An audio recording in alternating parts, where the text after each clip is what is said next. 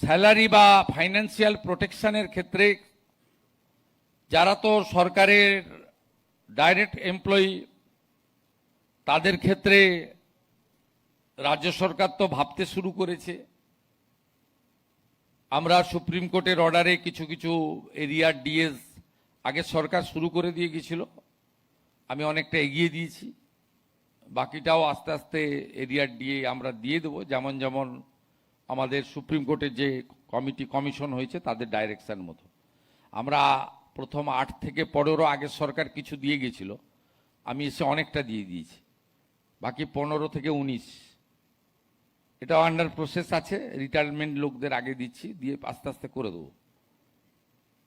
20% দিয়ে আমরা 42% গ্যাপ আছে বাজেটে, 20% ডিক্লেয়ার হয়েছে এবং ওটা অক্টোবর মাস যেহেতু পুজোর মাস, আপনারা অ্যাডভান্স বেতন পাবেন, তার সঙ্গে আমরা মার্চ করে দিয়ে দেবো। 20% দিয়ে বেড়ে যাবে অক্টোবর থেকে। এসেই গেল knocking the door. Pay commission 7th বানিয়ে দিয়েছি, ওই টার্মস অ্যান্ড রেফারেন্স তৈরি হয়ে গেছে, তার ডিসকাশন চলবে। মাস 6 তো মিনিমাম লাগে। যখনই দিয়ে দেবে আমি চেষ্টা করব এই ফাইন্যান্সিয়াল ইয়ারের শেষের দিকে হলেও 7th পে কমিশন। এর আগেও যে 6th পে কমিশন হয়েছে সেটা আমি তখন উদ্যোগ নিয়ে করেছিলাম। 2015-তে আমাদের অভিরূপ সরকারের কমিটি তৈরি হয়েছিল, আমি 16-তে মন্ত্রী হয়েছিলাম। এই কমিটি অনেক দিন সময় লাগিয়েছে।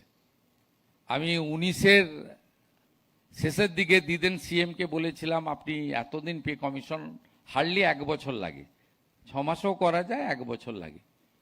আমাকে তখন উনি বলেছিলেন যে অর্থমন্ত্রী বলছেন যে কমিশনের রিপোর্ট রেডি নেই। আমি ভুল কথা বলছি, আপনি কমিশনের চেয়ারম্যানকে জিজ্ঞেস করুন।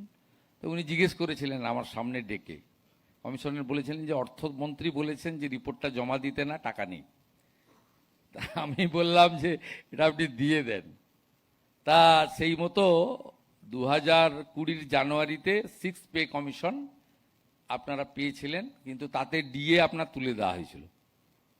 এটা তো পরে সুপ্রিম কোর্টের লড়াই, এটা আপনাদের ডিমান্ড, একবারে 60 থেকে শুরু করে সুপ্রিম কোর্ট সব জায়গায় জিতেছেন আপনারা।